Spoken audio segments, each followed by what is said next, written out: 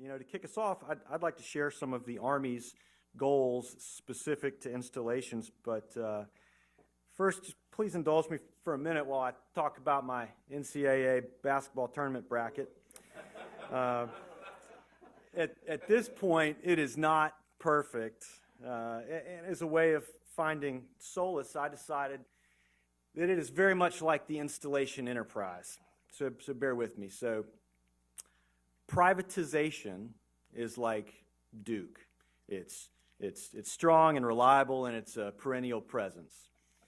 I think BRAC is probably a little bit like UVA. Talked about it a lot, but it's not going anywhere this year. Maybe next year. And I think installations of the future, which is one of our initiatives and one of our future topics, it's a little bit like UMBC. It's an upstart that's getting some traction, and surprised a lot of people, and are glad to see it. And finally, I don't know what Texas A&M is like, but I'll support anybody that beats Carolina.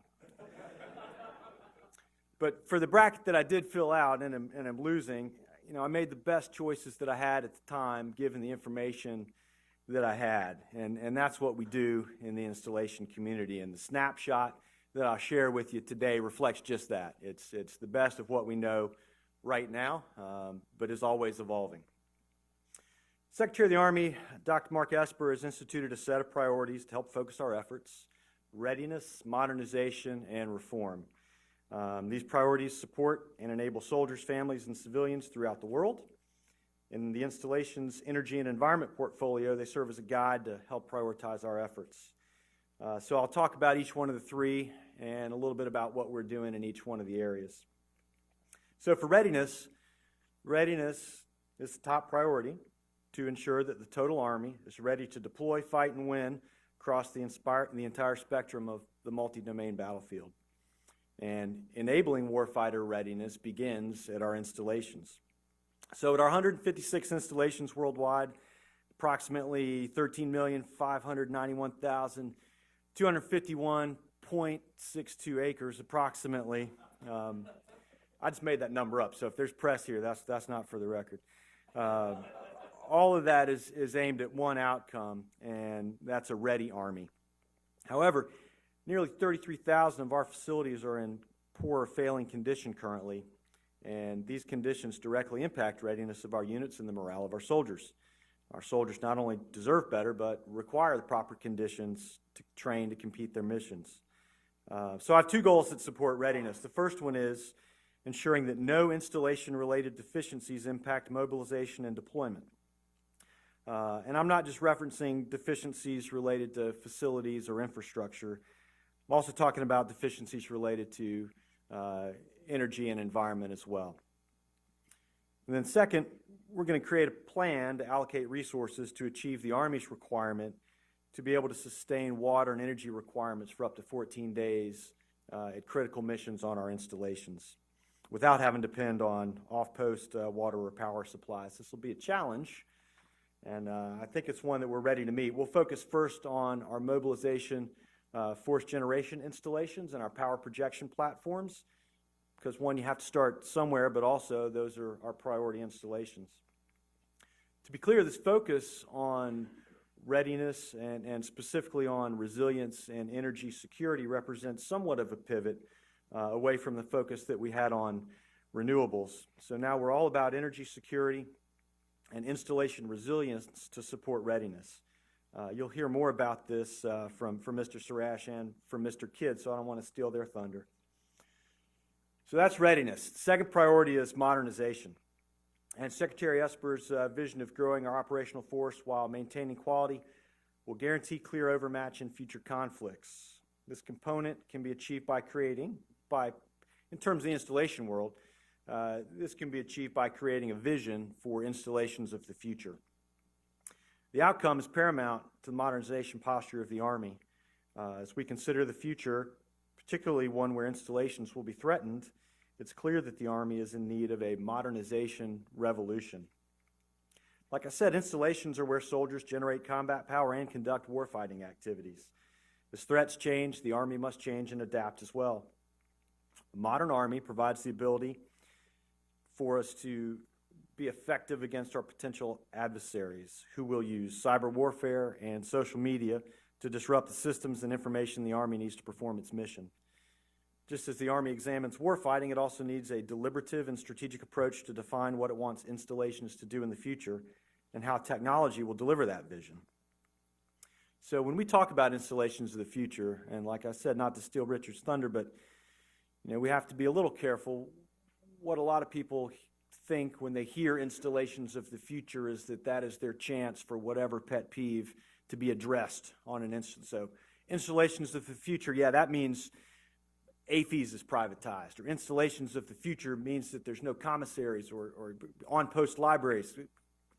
Maybe so, but what we really mean and what we want to think about when we think about installations of the future is how technology will enable the installations and how we can leverage technologies that you see elsewhere in the civilian world to do a better job with what we do on installations.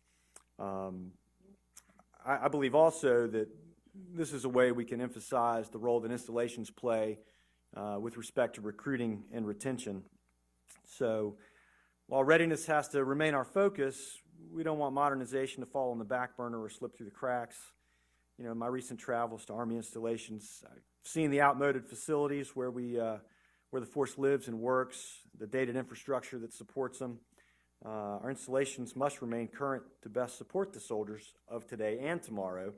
And attracting the soldiers we want today and tomorrow requires installations that enable the technology and enable us to use that technology to look into the future. Installations need to be a place where today and tomorrow's skilled soldiers want to be. Providing these installations will enable us to retain folks with the skills that we want. And I think that this modernization has got to be made possible through partnerships with experienced industry, with municipal leaders, academic leaders.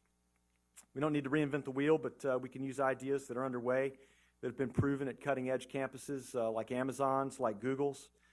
And working with communities and private industry will give us the ideas and the relationships that we need to achieve this modernization goal. So that's modernization. Next, we've got reform. Improving the way that the Army does business to increase our lethality, capability, and efficiency is what the reform priority is all about. For the installation community, this is about changing the organization's policies and processes that are duplicative or time-consuming and rerouting our savings to our top priorities.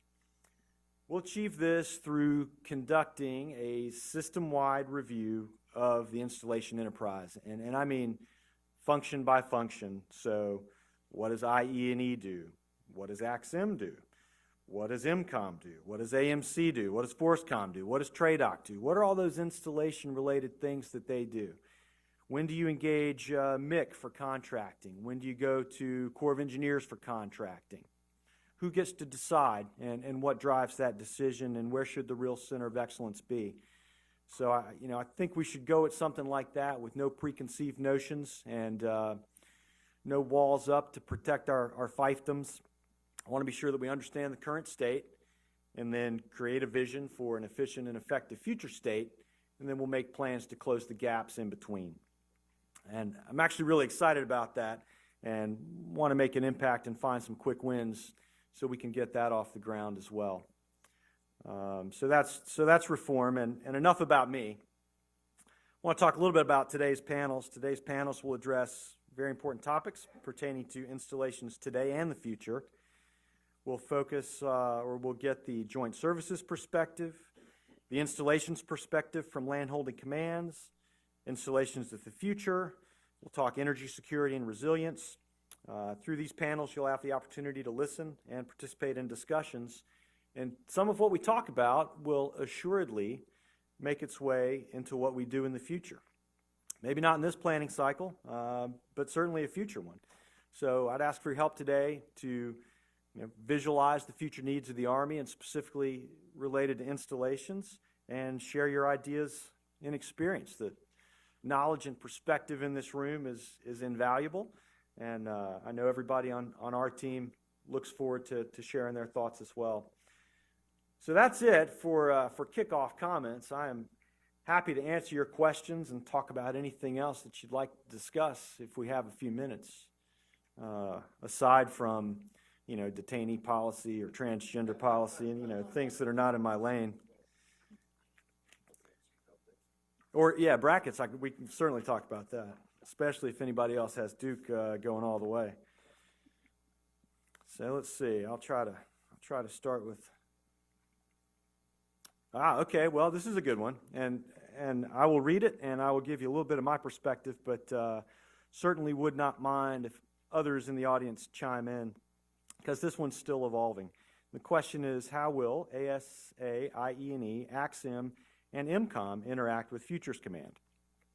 Which is a great question, and Futures Command is certainly got a lot of attention right now. I will tell you that there is a Futures Command task force who has got a very good and rigorous process that they are marching through to identify the future home of Futures Command. I don't know yet what that is, but we have got folks who are providing input to that team because that is sort of the first bogey that's right in front of them. Going forward, I assume that we will engage with them as we do the other Army commands. But if General Dahl or General Bingham have any additional perspective on what the future of Futures Command looks like from an installation standpoint, I waited till someone was talking to you to look at you for questions. General Dahl, anything Futures Command related? I think MCOM's interaction with Futures Command really is limited to them deciding where it is that they're going to set up shop, because MCOM is the year of execution. So all the people in MCOM headquarters and in the subordinate echelons of MCOM really are focusing on year of execution, delivery of services, current operations, sort of day-to-day installation management. And we don't really have a futures cell. So that's the current situation. So I don't think they'll be interacting with them much, except in practical matters of how can we support them, like we support every other ACOM, ASCC, or direct report unit. There is the potential in the future. Inside of MCOM, we are standing up a acquisition cell. We're hiring right now, actually, hopefully this week, we'll make a selection on a senior executive servant to lead an acquisition cell in the MCOM headquarters, because we just do about $4 billion worth of contracts every year. We don't have the senior talent necessary for us to have a good acquisition strategy. I completely subscribe to the notion that we could find a lot of efficiencies, but we don't really right now have the talent or the manpower to do that. So we're going to hire an SCS. We're going to build a team around them. We're going to look for how can we take advantage of enterprise buys and portfolio management and those kinds of things. There may be some opportunity for us to interact with Futures Command in there, but even in that sector, it's mainly service contracts, and I don't know that Futures Command is going to get involved in that very much. So I think ours is actually kind of limited, but they're the flavor of the day, so we'll be looking for an opportunity. Did you? Good morning, everyone. I see our role really not being that much changed. We're going to fold them into the overall team. So AXIM, as it relates to policy, programmatics, and resourcing, that's what we'll continue to do. We're excited about the new command and look forward to being able to enable its readiness. Hi, I'm Richard Kidd. I've briefed Lieutenant General Ed Cardone, who's been tasked by the Chief to stand up Futures Command twice on installations of the future. He's seen the slide deck that you're going to see this afternoon, so I would encourage you all to stick around for the installation of the future panel. Well done. Do you want equal time, sir? So that's actually a pretty good segue to one of the other questions, which is what makes installations of the future smart? Which is a great question, and there are a lot of things that we can look at, and Richard, I'm sure, will want to chime in, but rather than I think that our approach will be, we will pick some of the technologies and smart attributes that will provide the biggest benefit to the Army on our installations, and we will pilot those at some installations here in the near future, certainly within the next 18 months. What exactly those are, I'm not sure, but we've talked about a lot of different things. You know, building sensors, occupancy sensors in buildings, that'll help you, one, manage your energy costs, but also give you a much better idea of what square footage you're actually using on an installation, which I think could be eye-opening as we look to reduce the footprint. You know, other stuff we've thought about, facial recognition stuff to get people through the gate expeditiously during PT time in the morning. All kinds of, you know, building and utility control systems to help us manage energy costs and usage. Richard, any other key technologies that you think would make an installation of the future smart? Behind all of those is the issue of data. Yep. The ability to collect, transfer, analyze. So yeah, all those require some sort of enabling backbone, whether that's 5G technology or some kind of data warehousing that make it all worthwhile. So that's all part of the nut that we're trying to crack with installations of the future. And if you haven't heard, there's a panel that focuses on that later today. So I'm doing the short ones first. There's some long ones which I'll try to read. This is, what is the best approach to achieve energy resilience? I don't know. And part of that is determining exactly what we mean by energy resilience. So if we want installations to have an assured 14-day supply of energy and water to critical missions, what counts as assured supply? So does it count if you have standby generators with fuel delivery contracts, or do you have to have on-site large-scale generation? Does having redundant wells on your installation count? Redundant feeds from off-site power, what counts? So we're working through exactly what it is with respect to resilience, and it's probably, I don't know for sure, but I would suspect that different installations are going to require different solutions, and so there won't be a one-size-fits-all solution that'll answer the energy resilience need the same at every installation. So more to follow on that, and I believe that there's a panel this afternoon where we'll talk about that a little bit more. This is good, and I'm looking forward to the Joint Services panel to get some more insight on this. It's what best practices can the Army learn from other military services, and follow up, what is the future of joint basing, and has this concept met expectations thus far? So other military services, I'll take a stab at that. You know, the good news is I have a pretty regularly scheduled breakfast with my Air Force and Navy counterparts, and so there is an ongoing and active exchange of ideas. I think that the Navy approach to NAVFAC is a little bit different than the Army approach to USACE.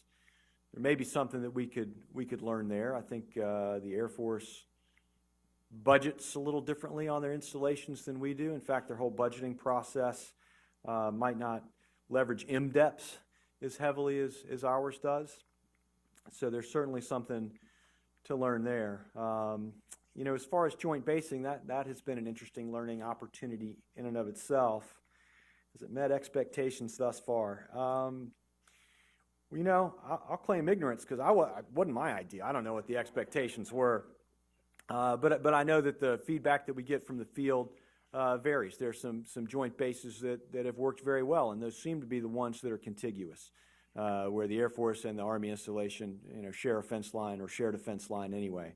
The ones that are a little bit trickier are ones with sort of outlying stations where management has attempted to be centralized, and you know, those are ones where we're still working to either maintain the same level of service that we're used to for whoever the sort of child tenant is in that situation, and you know, I think we're also working to be sure, continuing to work to be sure that we get the savings that we anticipated that we would get from the joint basing concept. And you know, there are continual, it seems, audits either from GAO DODIG and others that look to see what we've gotten from joint basing, and these audits will show you millions and billions that are saved.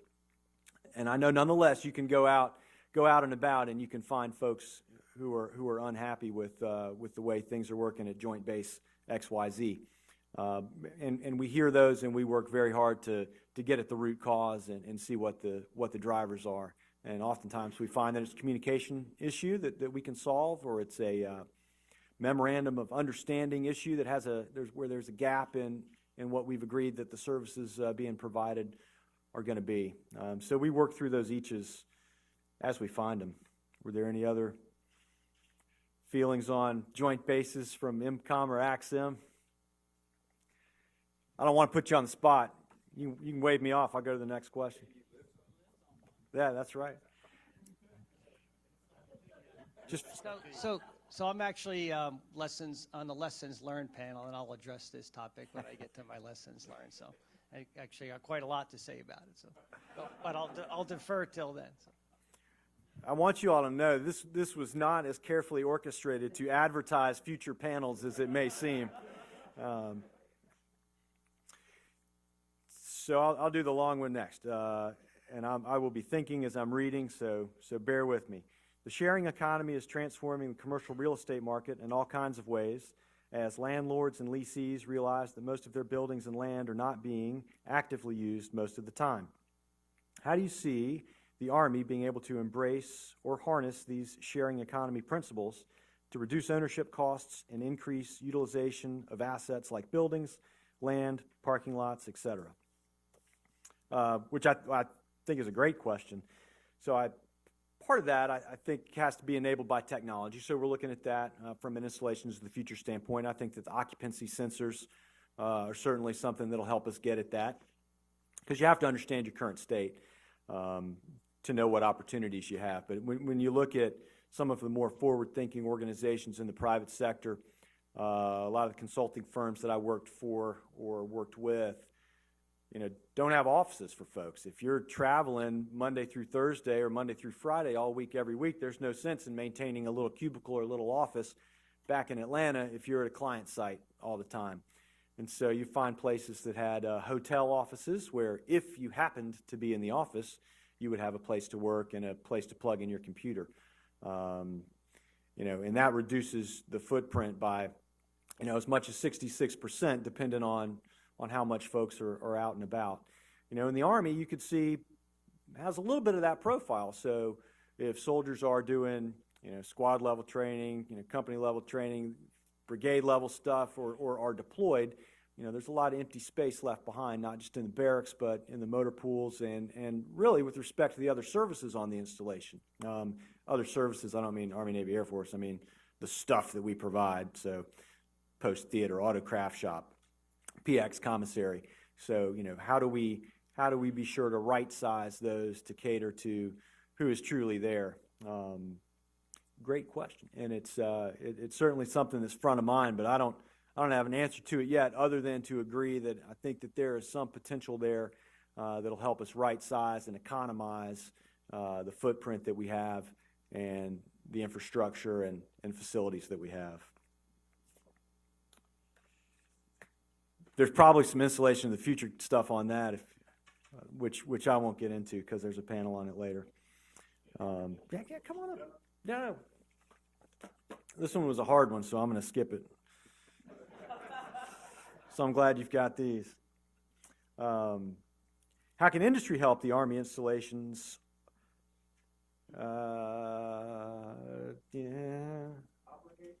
Obligate the surge of dollars. Okay, got it. So this is something that we've talked a good bit about lately. So given the current budget situation, we feel like it does feel like it's going to be a surge of dollars. So if we don't receive funding until April sometime, and these are going to be one-year dollars that aren't one-year dollars the day they're born, but they're one-year dollars as if we had gotten them at the start of the fiscal year, we don't have a lot of time to spend them. And so we are very worried that we spend all these dollars on the priorities that we need to spend them on, and that we don't get caught in a situation where we either don't have contracting capacity or private partner capacity to actually execute those funds. So we're doing a couple things trying to lean forward, and I think this is where industry can help a little bit. As much as we can, we're trying to create contracts that will be issued pending appropriation of funds, so that we've got everything in motion so that when we have the funds available, we can execute. So the extent to which industry can work with us on that, we'd appreciate it very much. You know, the other thing that we're trying to do with respect to military construction and some of the other things that require design, research, analysis, we can pay for some of that up front with the dollars that we do have, and that'll position whatever the project is to be able to be executed fairly quickly once the funds are available.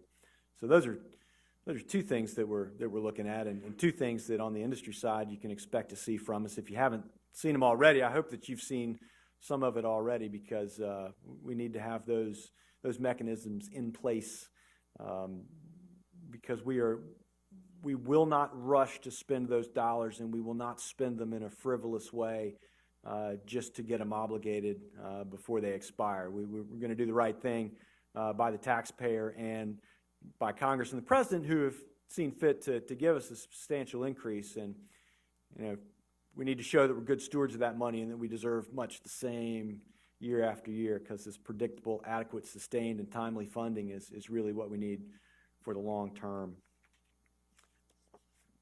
Anything else on that one?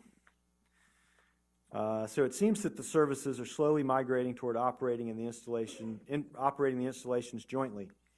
What is the fear or hesitation in fast forwarding to establish a defense installation management agency and realizing true benefits of operating all service agencies under one hat and one set of standards, going beyond joint basing? That's very interesting. My fear is that as an appointee, my job would go away. So that's one thing. But I don't know. I have not had a lot of discussions about a centralized defense management of the installation community. I think in the private sector, whenever you look at making changes across big organizations, you've seen it work somewhere else, you suggest it at the place where you're working now, and everybody rushes to explain how it won't work there because they're different. And I suspect that the first thing that we would have to look at is a rationalization or a reconciliation of, gosh, all the services are really different. And the way they run and approach their installations, it's really different. So once you get through that and you peel the onion and pull back the curtain, you might find that they're not so different.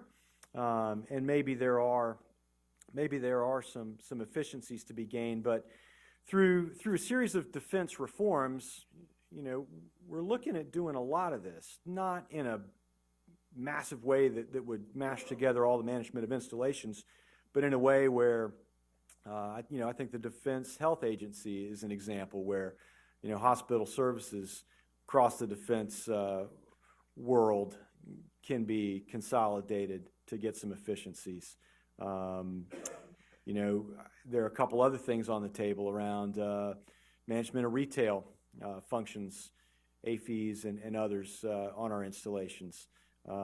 Commissary programs, I think, are probably ripe for some additional efficiencies. So there are bits and pieces out there, but as far as a big push to do a grand centralization, I haven't seen much about that yet. I'm sure there's a white paper out there somewhere. Probably someone in this room has written it. Sure. I can. Sorry. The Army's position on BRAC. Well, the Army supports the Department of Defense's decision to not request a BRAC this time. However, we think that there are still opportunities where the Army could benefit from a BRAC.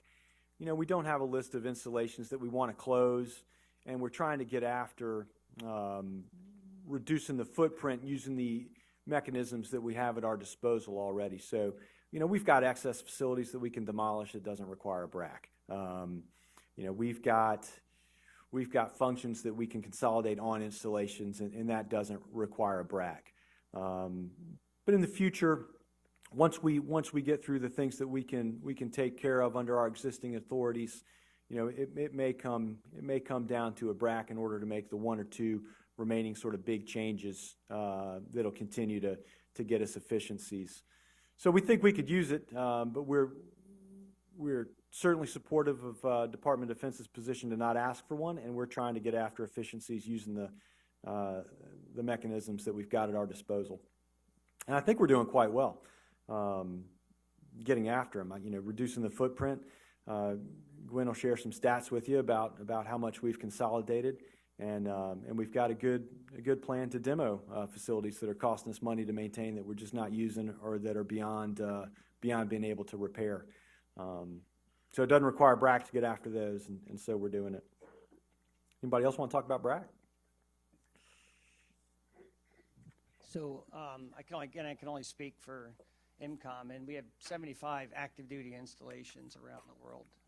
And really, we're talking about the ones here in CONUS on a topic of BRAC. I can say, having been to 72 of them, we have sufficiently terrified every community outside of an Army base.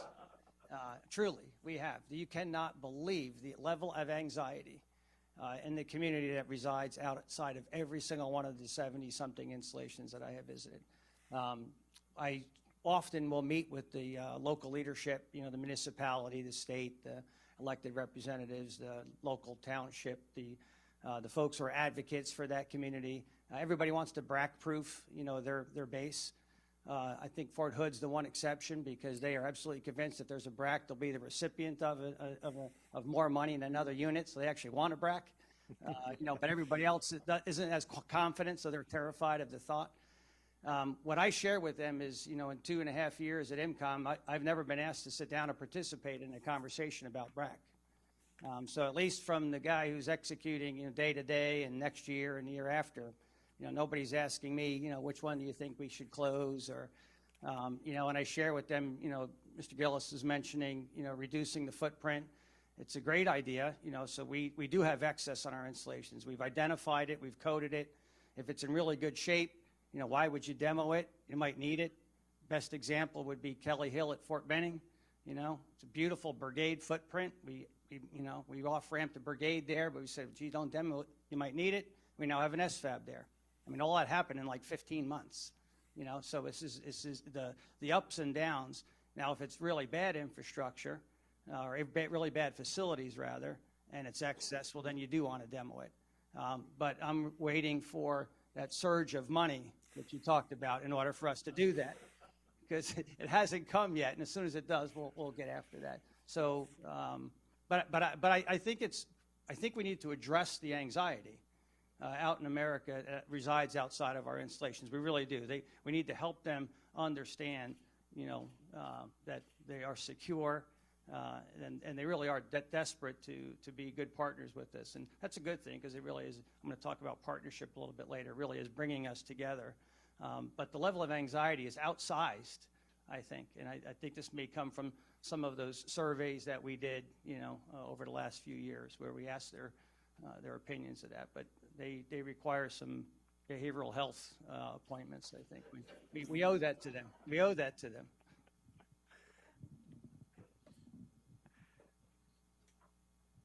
No, that's a good point. That's good perspective.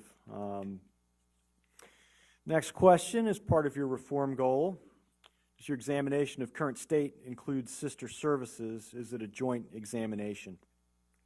Short answer is no. It's not. Only because I don't really have any authority to tell them where they should be doing things differently. So, within the Army, we have enough to look at, and there's no way we'd be able to boil the ocean and look at the Navy and the Air Force as well. So, I want to be sure that MCOM, AXIM, IE&E, and all our partners don't have duplicated effort, don't have little staff sections that are at cross purposes, and that's enough to get after.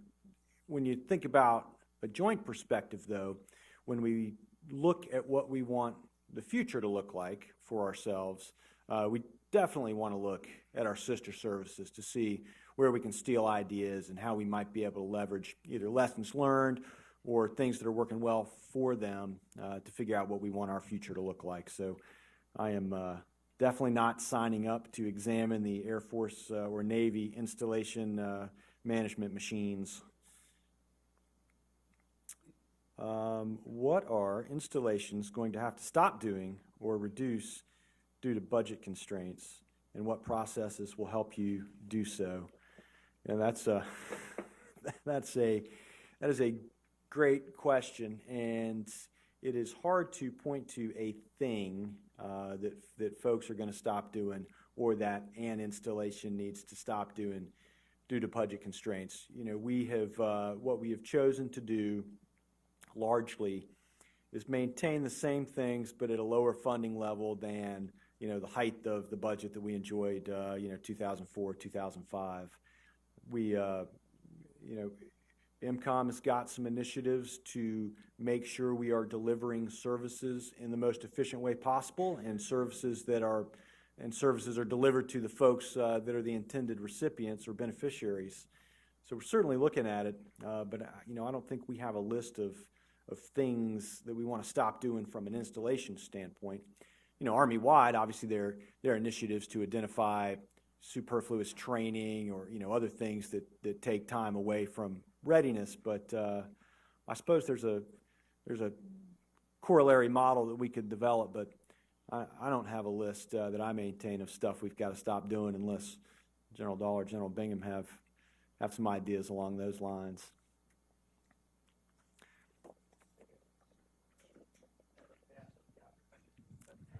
I love being able to phone a friend from up here. No, This is thank you. great.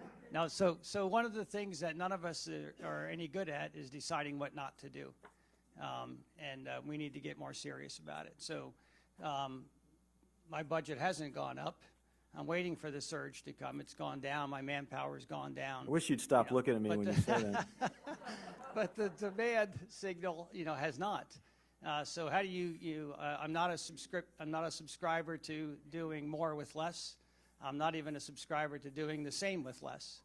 That sort of implies that there's people in IMCOM who are sitting on their hands, with excess capacity, and it has not been my observation. So if we're going to have less money and less people, they have to do less things. So I ask everybody to show me your priority list, and when they do, I look at the bottom of the list because I want to cross something off and relieve them of that responsibility, and I'll assume the risk for not doing it. I mean, it's the only way to decide where you're going to move resources into what's on the top of the list. So we're actively, getting after that. We have identified some places where we're over-delivering. We're just flat out over-delivering services, or we're delivering services way beyond whatever the original intention was. We just sort of spread it too thin. We've identified places where we were delivering services for a very good reason at a point in time, but that point in time is no longer, the requirement's just not there anymore, but we're continuing to do it. So that's kind of where we're cleaning up a lot of that stuff. And it's a very, very large enterprise. It's difficult to do. So I could give, a real long list, but I'd rather just leave it at that and keep it, sort of broad. I will make one other comment. Mr. Gillis mentioned every installation is different. Again, I can only speak to the ones inside of IMCOM. But every installation in IMCOM is different. It doesn't matter. You cannot imagine how different they are. First 30 I visited, in the first 10 minutes, everybody's telling me how unique they are. I said, 30 times in a row, I've heard them say how unique they are, so they're not the same. I mean, Fort Drum, and Fort Stewart, for example, you might think that they're the same. They're both heavily FORSCOM footprint, FORSCOM senior commanders. They're both an 18th Airborne Corps, okay? But Fort Drum, gets 7 feet of snow every year, okay? And Fort Stewart, gets mold in the barracks if you leave the windows open. Fort Stewart's got a sub-installation, with Hunt Army Airfield. Fort Drum does not have, a school, a hospital, or any of that on post. It all goes off post. So they're all run, completely different. And those are probably two that are the most similar. There's nothing that compares Camp Humphrey, to Fort Meade, which has, 52,000 people on it and hardly any Army people. So it's really a federal enclave. So So the decisions about what not to do have to be informed at the very local level. So we're empowering garrison commanders and senior commanders to come up with those lists. Truth is, they don't want to have to tell the local community that we're going to stop doing something. I said, that's fine, that'll be me. You know, you nominate what not to do. I'll make the decision. I'm happy to fly in, you know, tell them what we're not going to do and then fly out. You know? But whatever it takes. All right, this is the last question that I've got. Happy to field more, and this is the hard one that I was trying to wait, but now I've gotten to it. If culture eats strategy for breakfast, what cultural issues are you addressing with implementing Secretary Esper's top 3 priorities? So I think that what I have seen Secretary Esper and Undersecretary McCarthy driving at with any initiative, and even just with the general day-to-day management of the Army, really it's 2 things. One is a bias for action, and not studying something to death or putting together a team, but really taking action and evaluating that action, changing, doing a course correction if needed, but driving out or moving out. And the other thing, which also enables the first, is really a focus on measuring results. So we've got lots of things that we measure. I mean, we've got all kinds of books of metrics and things that we report on. But many of them are measurements of activity or measurements of, hope, and not measurements of results. So, do you measure the number of times you told your kid not to touch the hot stove, or do you measure the number of times they get burned? Well, I mean, if you're trying to make an impact, you're trying to drive down the number of times they get burned. You're not trying to drive up the number of times you warn them. So we're going to focus on identifying what the results are that we're driving at and then measuring those results. And that is a message that gets driven home each and every time I sit down with Secretary Esper or Undersecretary McCarthy. And I think that is permeating its way throughout the Army. So that's a little bit, I don't know for sure, because as stated, my tenure only goes back to October, but it sounds like that is somewhat of a shift from where we have been. But I'm sure everybody, at the start of every new tenure, there are ideas that by God, we're gonna make a difference this time. But I think there has been a steady drumbeat, and this has been reinforced over and over, so I'm pretty confident that this will take hold.